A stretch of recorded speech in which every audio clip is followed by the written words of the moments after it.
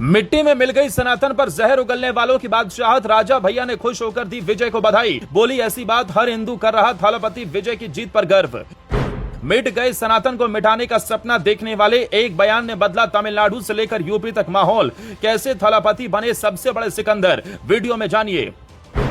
द्रविड़ दलों की सत्ता का विजय ने खींचा कालीन, 60 सालों से चली आ रही बादशाहत का पलटा सीन। वंशवादी राजनीति को भी लगा करारा झटका, चारों ओर हो रही विजय की चर्चा।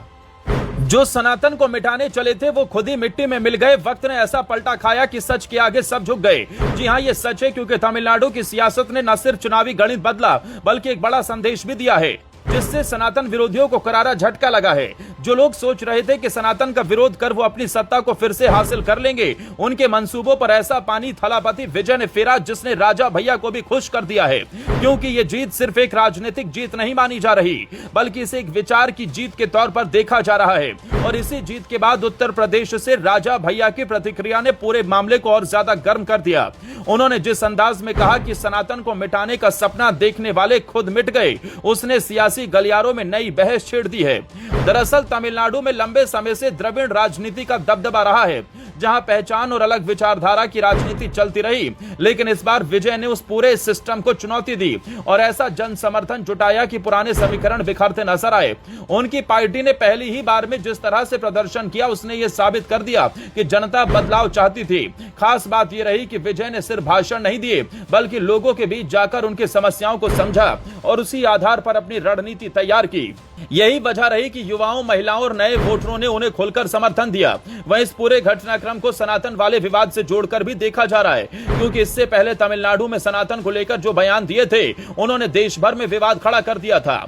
उसी बयान के खिलाफ राजा भैया ने उस समय भी कड़ा विरोध किया था और अब जब चुनावी नतीजे आए तो उन्होंने इसे उसी संदर्भ में जोड़ते हुए बड़ा संदेश देने की कोशिश की।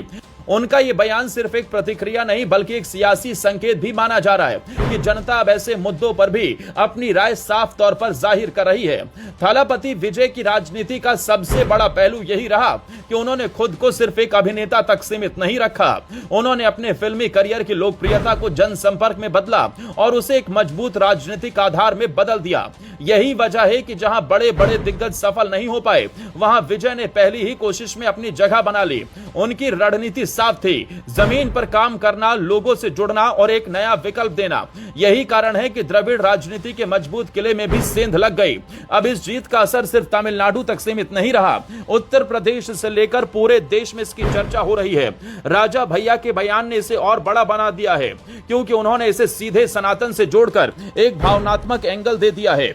इससे यह साफ हो रहा है कि अब राजनीति सिर्फ विकास या जातीय समीकरणों तक सीमित नहीं रही, बल्कि विचारधारा और भावनात्मक जुड़ाव भी उतना ही बड़ा रोल निभा रहे हैं। अब देखना यह होगा कि यह लहर कितनी दूर तक जाती है, लेकिन फिलहाल इतना तय है कि इस बार जनता ने चुपचाप नहीं बल्कि साफ संदेश देकर फैसला सुनाया है।